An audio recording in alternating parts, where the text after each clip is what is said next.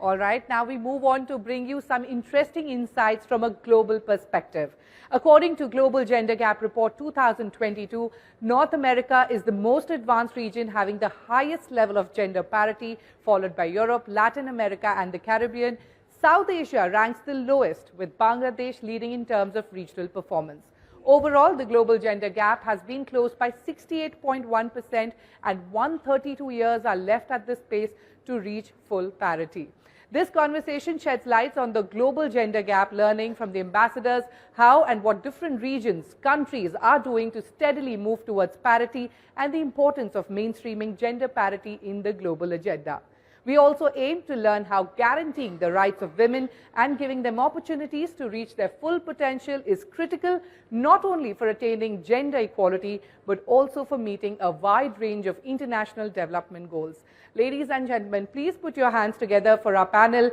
First up, A. Elizabeth Jones, US Ambassador to India; Ugo Astuto, EU Ambassador to India; Barry O'Farrel, AO, Australian Ambassador to India; and Mohammad Mustafizur Rahman, Bangladesh High Commissioner to India. And to take this session forward, please welcome on stage Parikshit Luthra.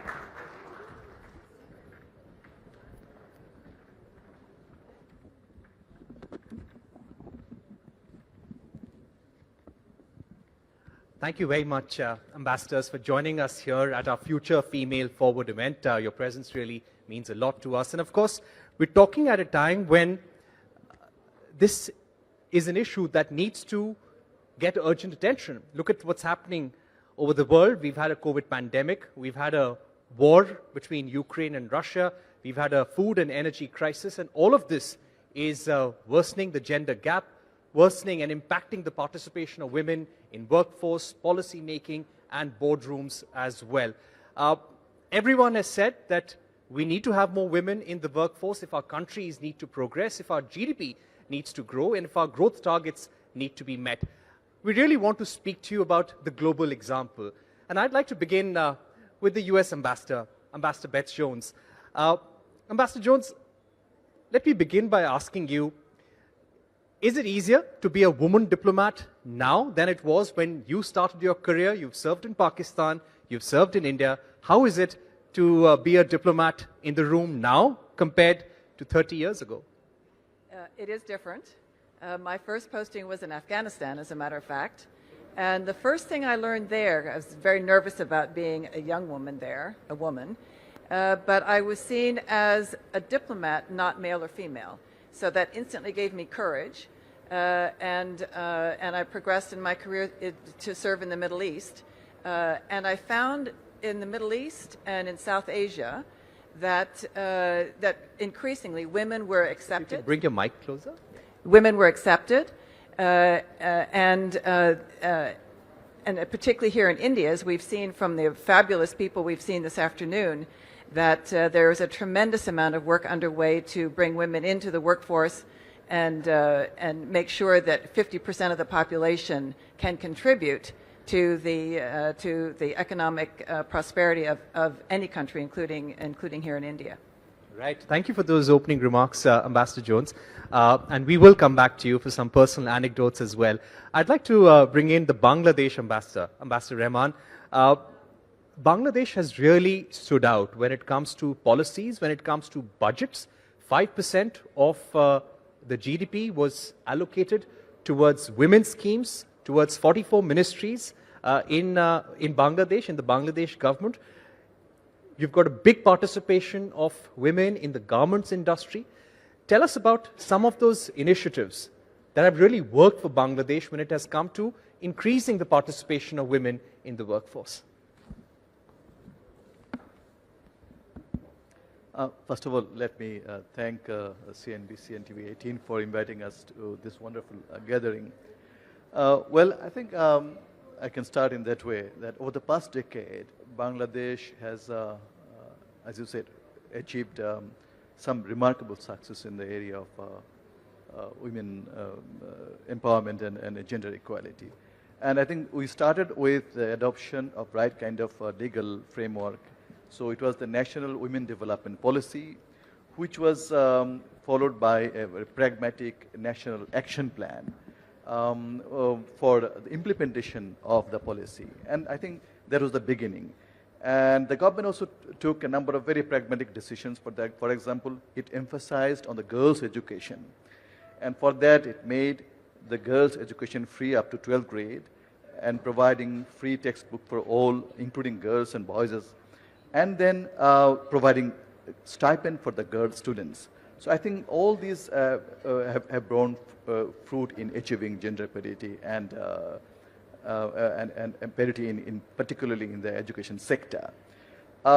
Basically, if I may say that we have broken many glass ceilings by inducting our women into higher judiciary, higher level of administrative positions, diplomatic assignments. I have 8 female colleagues who are ambassadors in important countries, including the UK, and also as permanent representative in the United States, UN in New York. She has just left this position.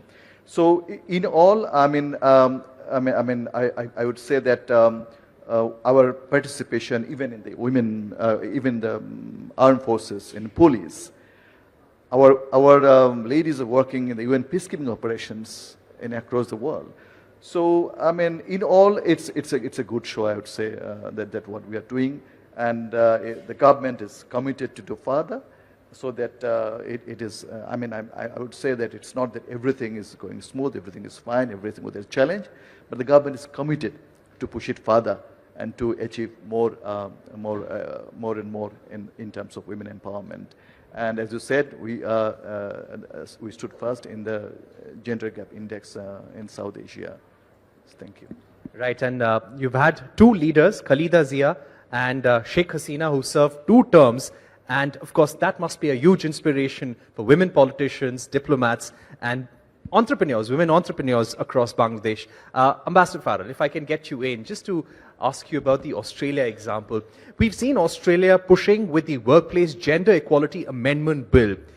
Give us a sense of why these legislative steps are necessary. And the reason why I ask is because of a strong remark by the UN Secretary General recently, ladies and gentlemen, where the UN Secretary General went on to say that we are 300 years away from gender equality, and the whole talk of gender equality is actually vanishing from the table as well. So why do you think some legislative steps are necessary, giving us the Australian example? Well, in the Australian example, that is about trying to introduce transparency, because if there's transparency, it is much harder for companies, for organisations to deny women a role. Admiral Kumar today talked very openly about the statistics that he has and the fact that they're not at where he'd like to be, 50% or more. In Australia we have a 13% wages gap between men in the workforce and women. My new government elected last May, is committed to reducing that further, but you're only going to do that if people in companies know what salaries are and can see the differences where people are doing the same job and not. So we're using legislation, I think, for all the right reasons, which is to drive change. And I have to say that I think that all of us in positions of authority need to be working in this area. And can I give you 2 examples, Parikshit, is that when I was Chief Minister of Australia's largest state, we reviewed our criminal code to remove as a criminal defence the claim of provocation. And this was particularly important for spousal or partner murder. Equally, when I was elected in 2011, not in the 19th century, but in 2011, I had a delegation of my male colleagues come and tell me that it was inappropriate to appoint a woman to the role of transport spokesman. Well, frankly, I went ahead anyway. She did a fantastic job, and she ultimately ended up as Chief Minister. So there's nothing you can't do. I appointed a female speaker, the first one in 160 years, not because she was a woman, but because she was the right person for the job. Equally in not just transport, but agriculture and other portfolios. So, if you're doing these things in public, and I credit your network for this exercise, because unless women can see the roles in which they can make a contribution, why would they put their hand up to join the military forces? Why would they put their hands up even to become a lawyer? So it's terrific it's terrific that this is happening. But legislation sometimes gives that transparency, gives that shove to make sure something happens. Right. Thank you so much for those remarks, Ambassador Farrell. Ambassador Astuto, to get you in at this point, according to the European Institute for Gender Equality, Europe has been stagnating when it comes to bridging the gender gap, when it comes to women's greater role of women in the workforce, in policy making as well. Where do you think the problem lies? We've seen Scandinavian countries doing very well when it comes to bridging the gender gap. But do you feel the war, the pandemic, the slowdown that we're seeing has all been a setback for the drive for greater women's equality in Europe as well? Thank you. And let me also echo the words of my colleagues in congratulating the network for this fantastic event, a very fitting celebration in the wake of the 8th of March of International Women's Day. As to this report, well, certainly COVID has not helped. I think we have all noted there has been a stagnation when it comes to the necessary progress in towards gender equality. The illegal, unjustified Russian aggression is also proving devastating, particularly towards the most vulnerable groups. And you've seen the women and the elderly particularly exposed to acts of aggression. As to Europe, I think it's fair to say there is still a lot to do. If you look at reports such as the World Economic Forum Global Gender Gap Report, you have Finland in the second position, and you have another 8, I think, EU member states in the first 20 as to the rankings. So I think we have progressed over the years. We have progressed through the joint action of individual member states and the framework set by the European Union, the European Union institution and legislation. As my Australian colleague was saying, legislation is an important piece of the framework, an important element in our toolkit. Then obviously you need to change mentality, you need to address the residual patriarchal mindset which is still there, including in Europe, and which is extremely damaging when it comes to allowing the full set of talents and ambition to be realized in society, be it in economic terms or in political terms. So, in short, I think a considerable progress has been made over the years, over the past decades, but we are not yet there. And I think the words of the Secretary General about 300 years necessary to achieve gender equality should act as a warning and a clarion call for all of us. Right. Let's ask for some personal anecdotes as well, and whether there are situations which women diplomats actually handle better than male diplomats. Ambassador Jones, if I can put that to you, if you can give us a sense of some of the challenges that you faced in your journey from a young diplomat to ambassador, and do you feel that diplomacy is something that requires sensitivity, it needs tact, it needs a lot of careful thought? Do you think women handle some of these difficult, very tricky diplomatic situations much better? What I will say is that women handle those situations very well. We have plenty of male colleagues who handle them equally well.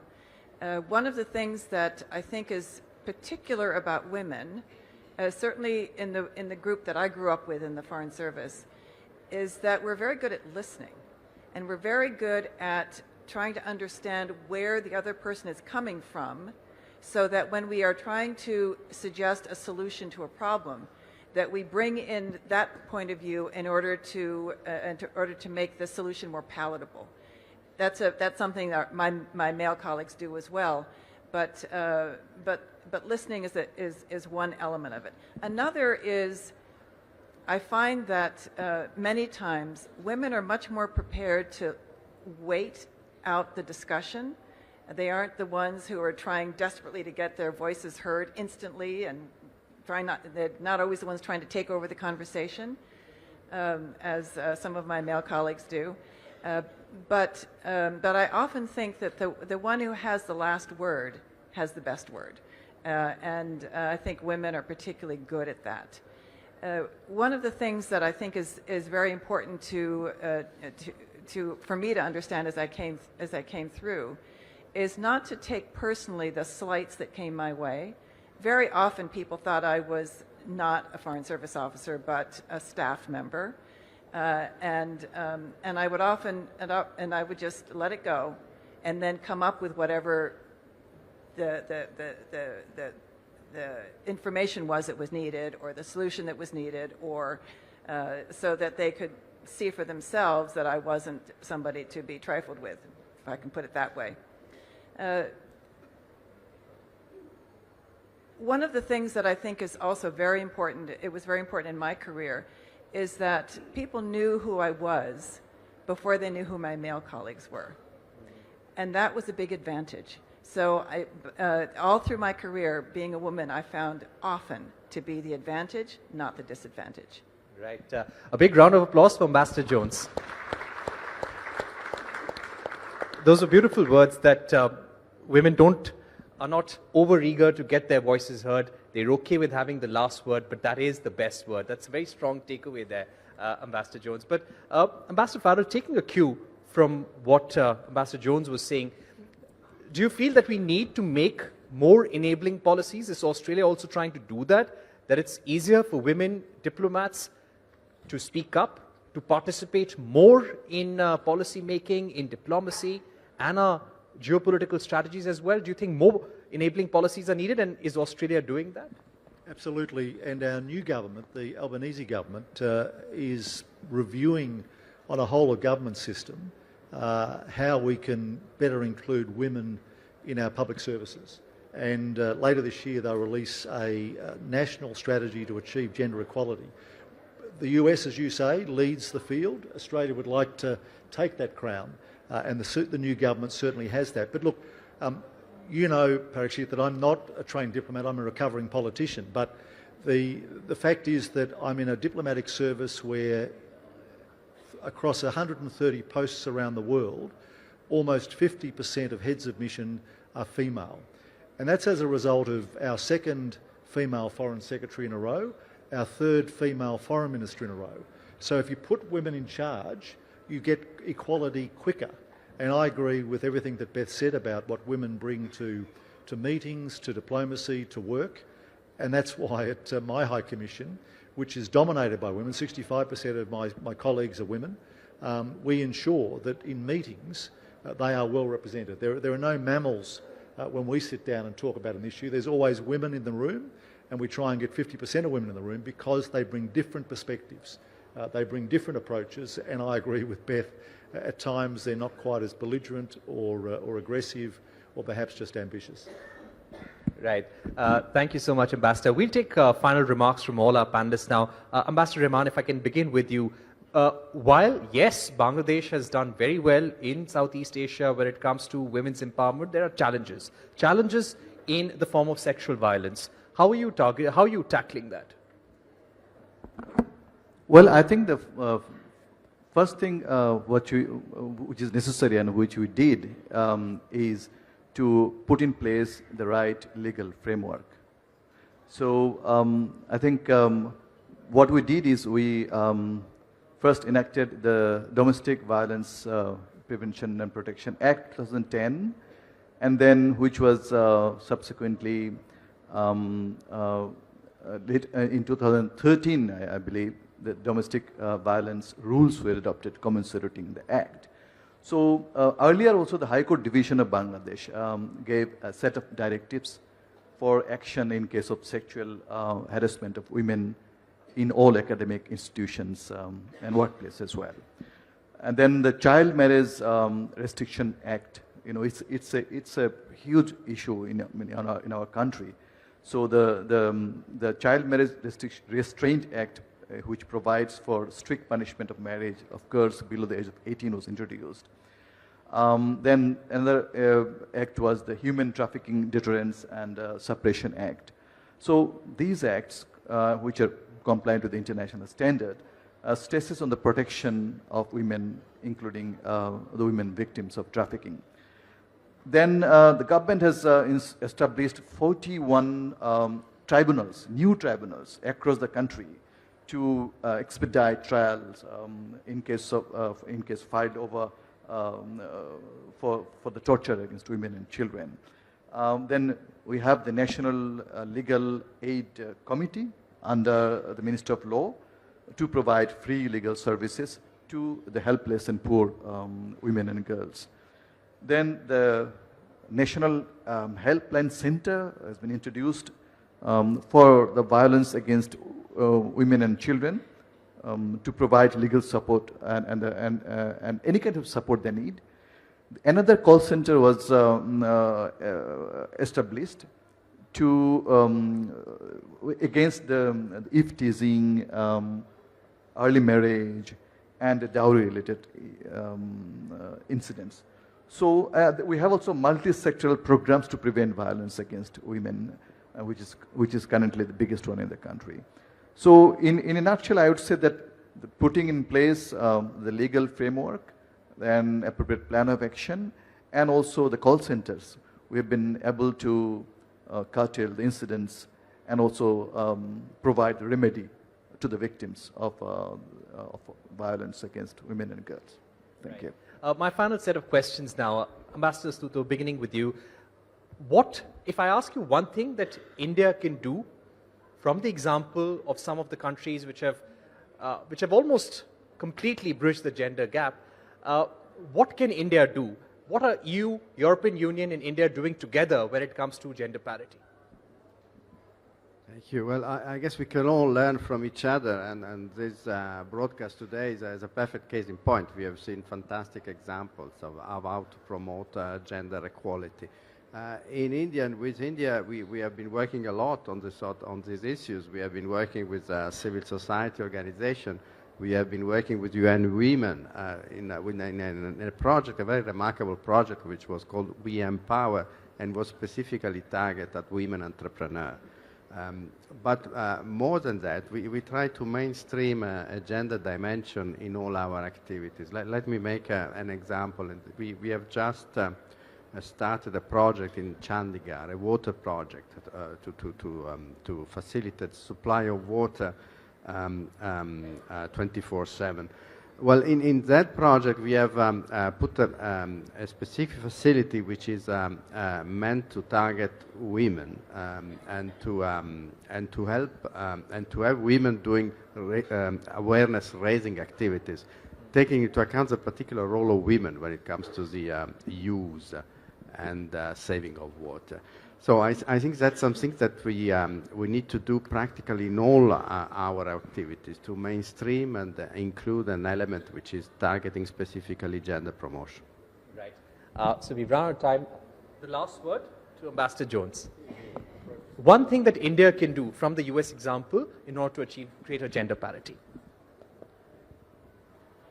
One of the things that we haven't talked about today that I think is very important, it's something that Secretary Blinken, Secretary of State, is really focused on, and there are plenty of others that are as well, and that is retention of women. Not only do we want to have women, we want to have diversity among the women, but we also want to be able to help them stay in the jobs that they've been recruited for, and I think that's an issue everywhere. And the issue is childcare and elder care. So the more that all of us can do in our countries to make childcare easily affordable and available, and elder care safer and more available, I think we'll all do a lot better in keeping women in the workforce and getting them to the senior positions that will benefit our countries.